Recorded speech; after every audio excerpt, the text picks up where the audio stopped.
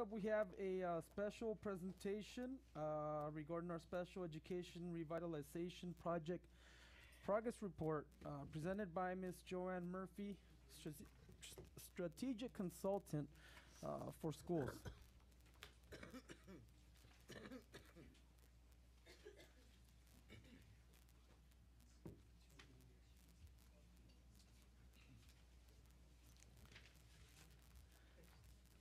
And it's Ms. Murphy and Mr. Doyle. Good evening. We got sucked into the academic decathlon vortex as they were leaving, so it took us a minute to get in. It's really exciting to be here, and it's super exciting to listen to the student reports. Very articulate, impressive. Thank you. And really exciting to see the academic decathlon achievements. So really applaud the district for doing great things for kids. So Joanne Murphy and I are here tonight to provide a status update on the work we're doing with the great team in special education, the special education department. We also have provided Mr. Islam a detailed summary for the board members because our presentation tonight is relatively brief. We wanted to make sure that you received very specific details about the progress we have made consulting with, again, the team in the special education department. We're waiting for that to come up. As we're waiting for it to come up, one more congratulations I would like to make to the district. We have been working, Joanne and I, with the special education team, teachers, students, parents, and support staff members for a year now. And I can say that it has been truly a pleasure to work with them.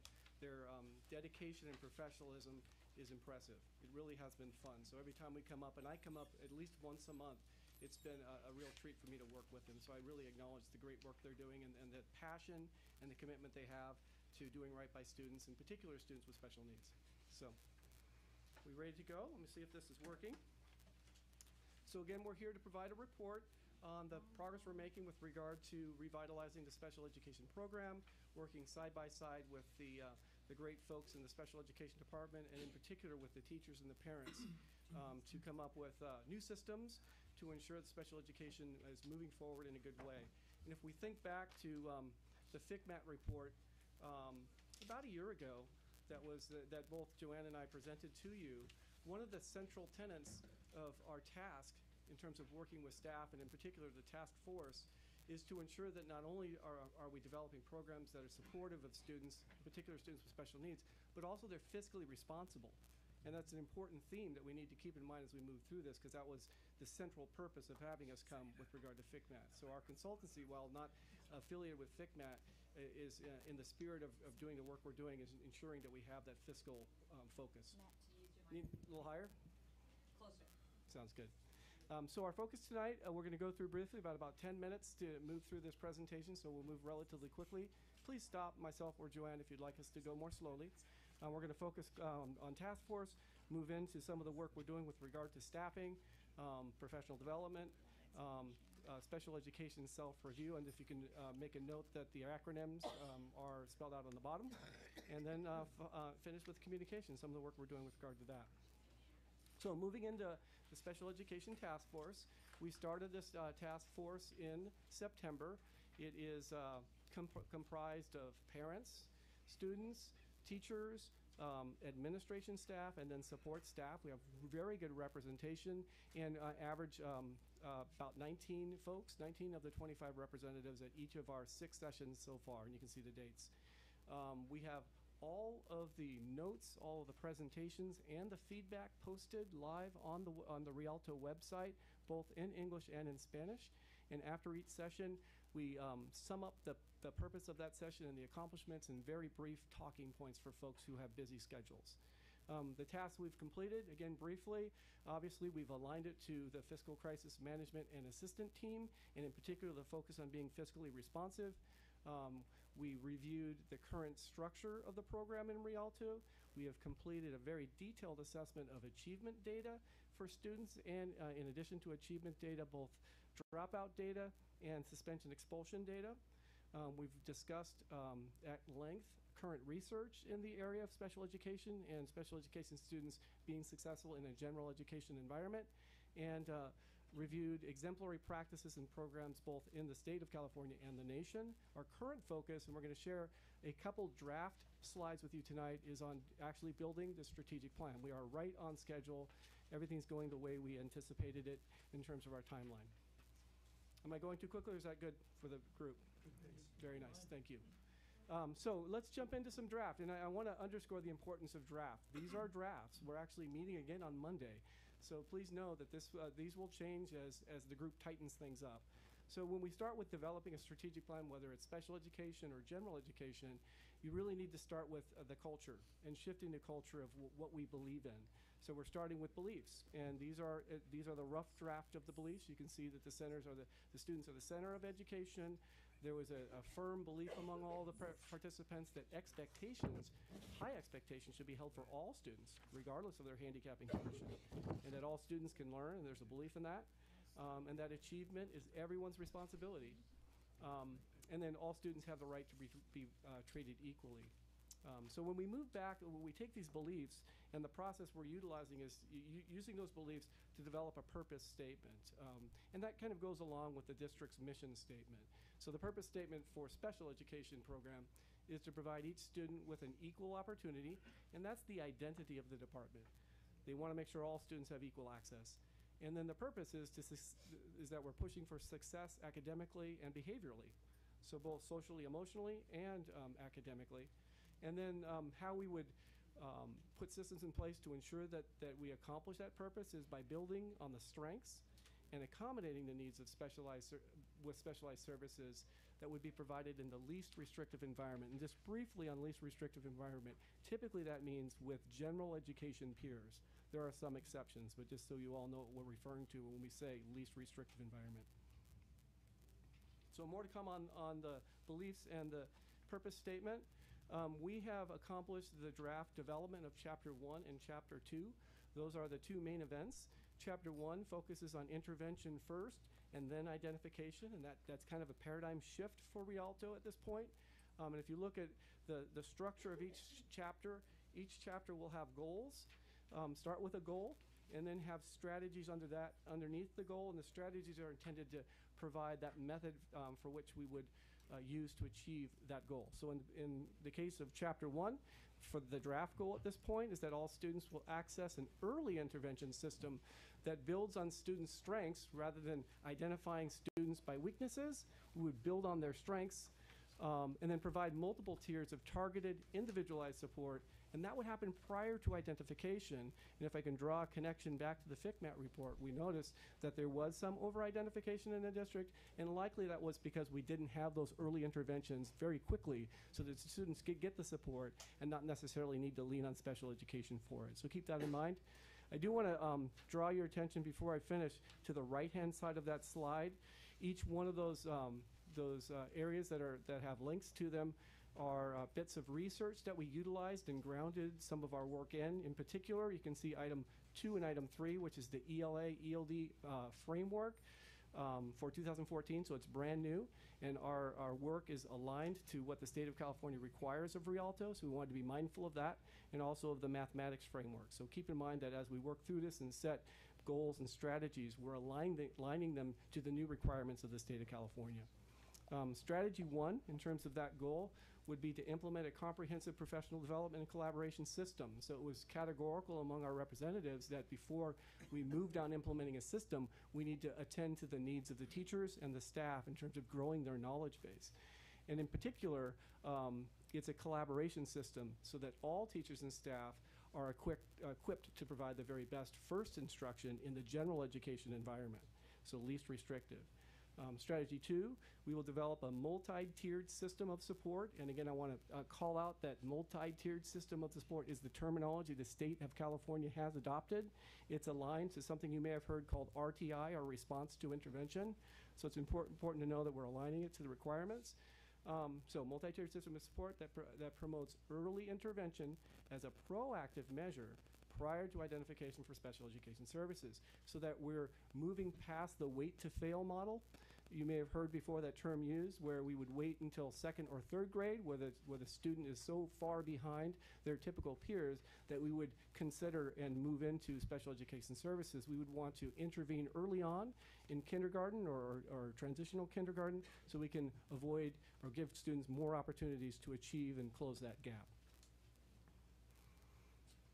The second, chapter 2, which is literally the main event, and that's the service delivery model. And I want to call out the word service. It's important to keep in mind that special education is a service, not a place. And that again, is a culture shift. So we don't identify students for special needs and then put them in a different place. They need to have opportunities with their typical peers so that they don't move further and further behind with regard to access to core instruction that happens, in particular access to the state content standards. So the goal in this one, at this point, it's a draft goal, is to provide tailored supplementary services and support to keep each student on his or her highest possible achievement plan in that least restrictive environment, again, with their typical peers as much as possible. And the strategies, you can see there are 4 strategies at this point. These are the methods which we would utilize to achieve this goal. So we would provide all stakeholders with professional development, again, underscoring the importance of taking care of our staff and making sure both staff, teachers, parents, and students understand what the program is. That's strategy 1. Strategy 2, we would build on a school community that ensures that cohesive collaboration between all school district personnel. And in particular, what has come out pretty clearly with the group during our conversations is that there is collaboration, but oftentimes that collaboration is siloed. So there's collaboration between and among teachers who are in special education, but not necessarily between and among teachers who are in general education, and then vice versa. So keep that in mind. Then strategy 3, we will define, implement, and educate all stakeholders in the service delivery model. So everyone needs to know what the service delivery model looks like, how it works, and we need to constantly be receiving feedback so we can make adjustments during the course of the school year. And then the final one, design a data-driven system to determine needs, monitor student growth and progress as the service delivery model is implemented. And the key to strategy 4 is that there are many students that participate in a special education program that have the requisite skills to be able to leave that special education program, be exited from that special education program, and be successful in a general education environment. We need to have data systems that can quickly identify where their needs and strengths are so that we can move them out of the special ed program and back, reintegrate them into general education. How am I doing on pace? Am I good? Okay. All right, last thing for this, the strategic plan and the task force. I just wanted to give you a quick peek of what the plan, the look of the plan could look like. It would be probably an 8 to 10 page document, again, bulleted, not a long narrative, because people typically won't read a long narrative, so we want to keep it as brief and succinct as possible. And so the next time we come back, we'll actually show you what a draft could look like, but that's just an example at this point in time. And then I'm going to go over this quickly, but it is an important slide and actually one of the favorite slides of the representatives on the task force because it gives a kind of a bird's eye view of what we're doing. So if we start on the upper right-hand corner of this slide, we have our special education task force. Originally, we set 9 sessions. We're actually going to have 10. We added a session based on their feedback, and that additional session is happening this coming Monday. And then the green rectangle is the main part of our purpose, which is developing a strategic plan, and that is where we are. We're in chapters 1 and 2. We'll finalize those on Monday, and then we'll move on to chapters 3, 4, and 5. Moving down below into the purple box, we've been providing you updates. We're here tonight. Originally, it was scheduled to be in January, but we're here in February, and we'll do another one either in April or in May, depending upon what the board would like and the interim superintendent. Moving to the right, to the light blue, ultimately the school board would have to make a decision and approve the strategic plan so that it's validated by the Board of Education, probably in May or June. And then moving into the orange and red, that would happen in the summer, and we are committed to that and supporting you with this. And once you have a strategic plan, you need a more comprehensive implementation guide. So it's not enough to have a wireframe. You need to have a guide itself and align that to the federal and the state requirements. So that's that process. If you look down at the bottom of this slide, again, I'm going quickly, moving from left to right. A lot has already occurred with regard to revitalizing the special education program. Again, I want to commend the special education department staff. They've done wonderful work, and the teachers and parents. Starting from left to right, as you know, we had our FICMAT study about a year ago this month. Then after that, you asked Joanna and myself to come provide some consultative support. We're continuing with that support. Moving into this year, 2014-15, we started our special education task force. We're well on our way, and we're into session 7 on Monday. And then also during that same time, and you'll hear Joanne talk about it in a moment, we've been assisting you align your systems to the compliance and the regulations of the state of California. So you'll hear more about that in a moment. Moving into 15-16, if the plan is approved, then we would have an implementation guide, which we'll assist you with, and begin initial implementation of this new service delivery model. That's important because if we implement this appropriately and carefully, it could have a pretty significant positive fiscal impact on the school district, which, going back to the FICMAT, was its original intent. And then 2016-17, that implementation would continue. And again, this may not be the message you'd like to hear, but typically when you implement a program as robust and comprehensive as this, it's going to take 3 years because we're changing culture and we're putting systems in place that can be lasting and sustainable. So this is an example of what that looks like over time. And then Joanne, I think you're ready.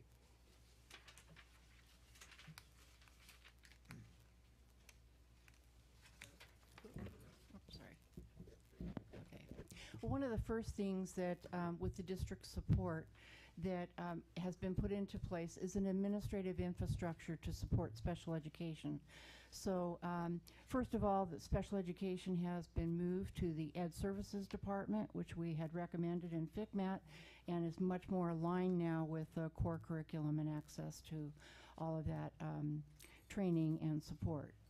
In addition to that, the district has assigned a senior director of special education position, along with 2 coordinators and 3 program specialists.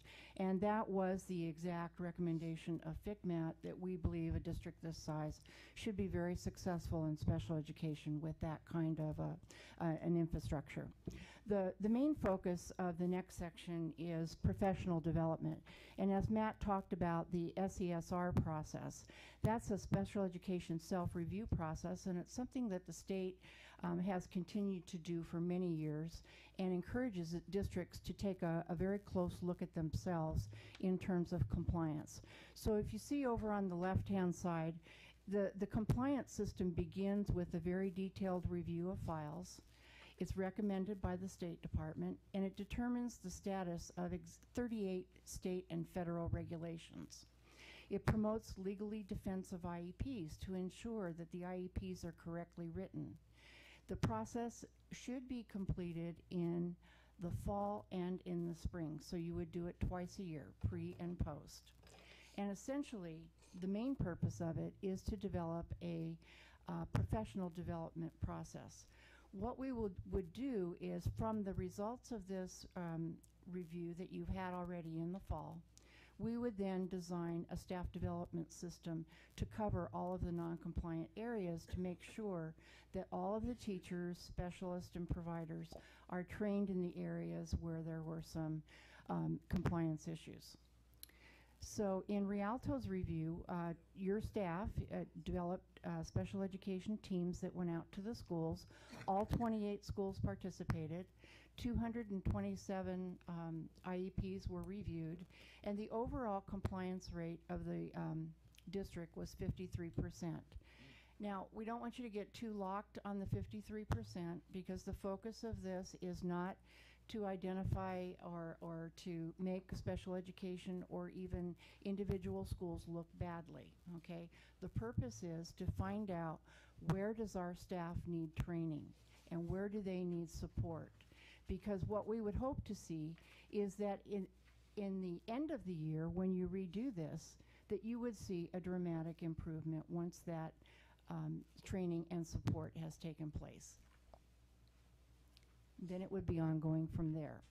This is just a quick review of the final report that the board will ultimately see. You'll see the categories are across the top with the blue arrow.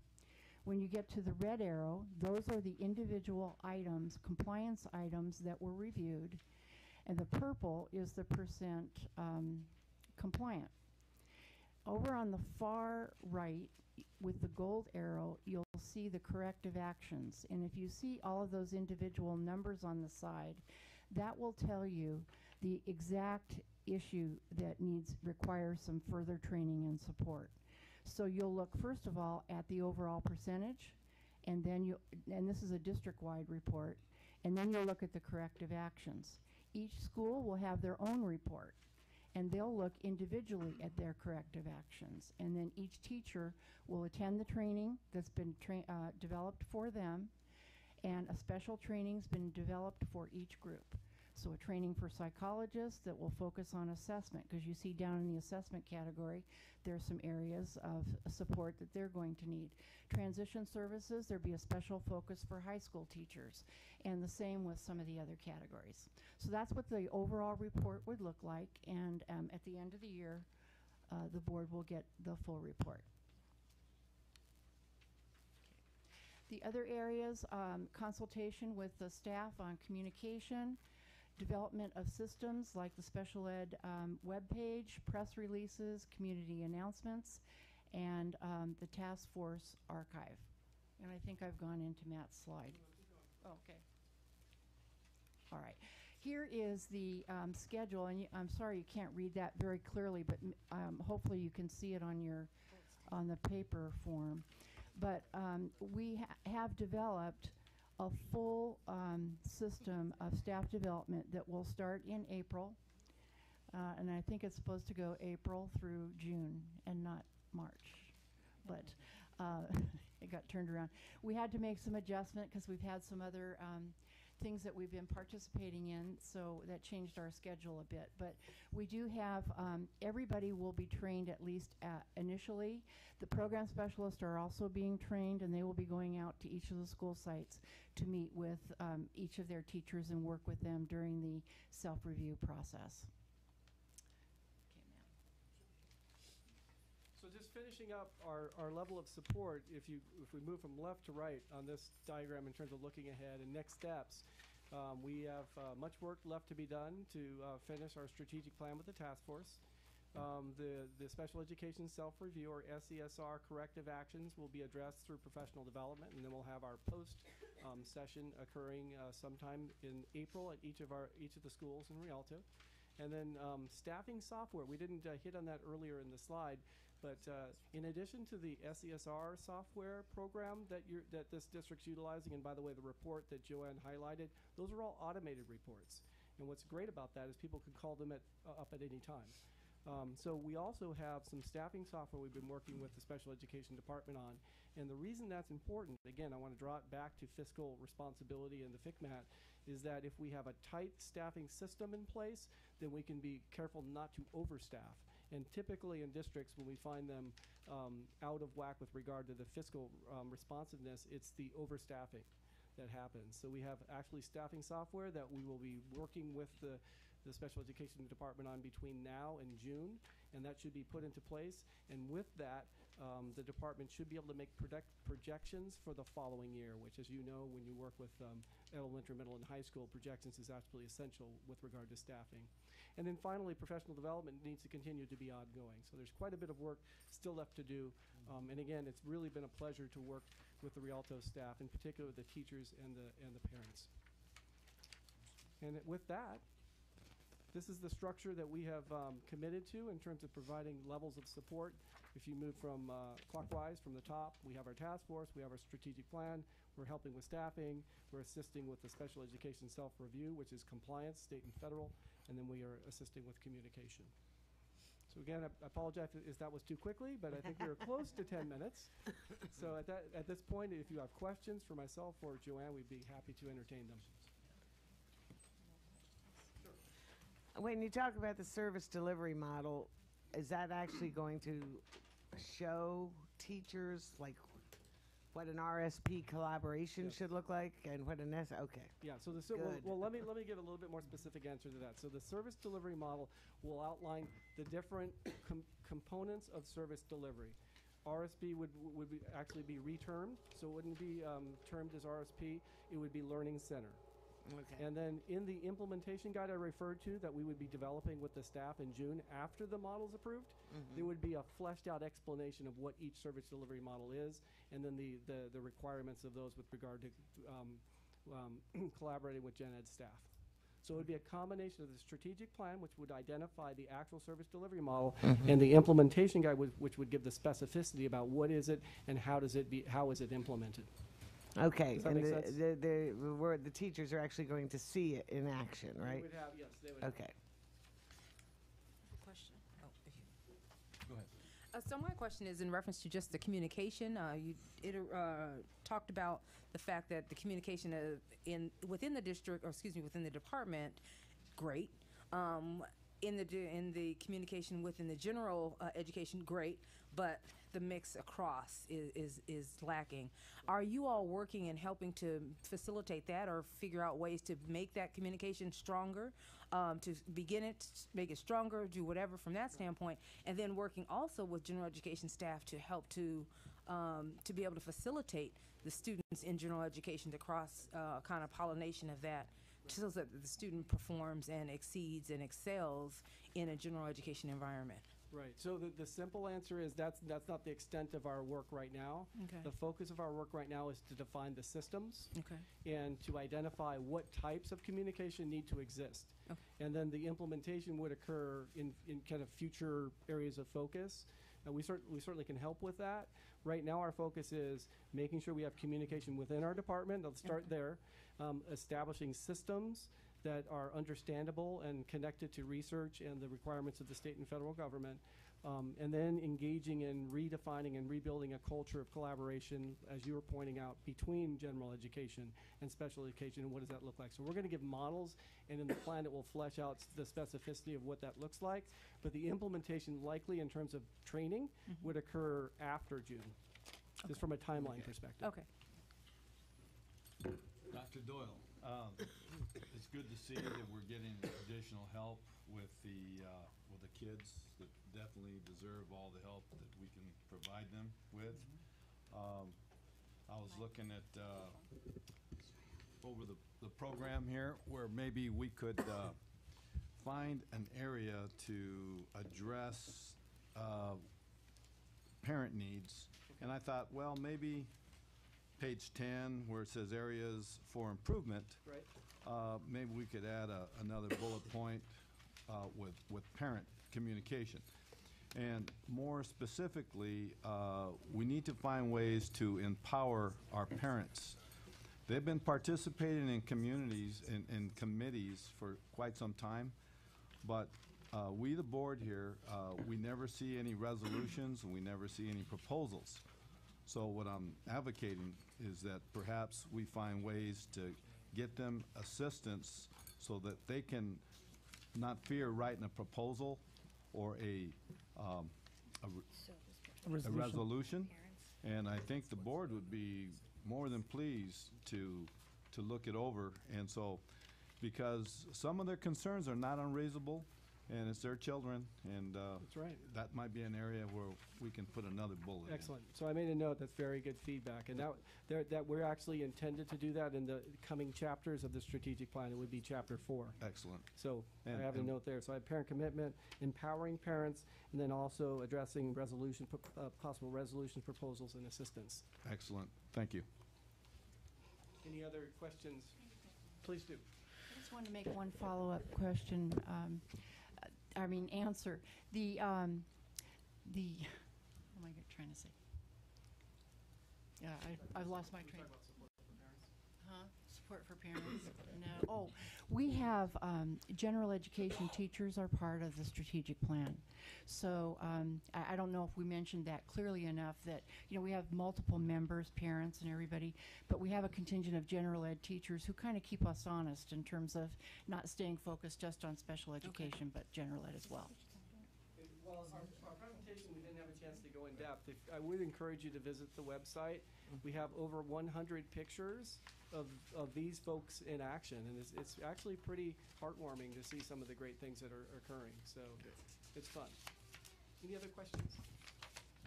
Thank you for having us. We'd love to come back and share additional information. Thank you. Thank you.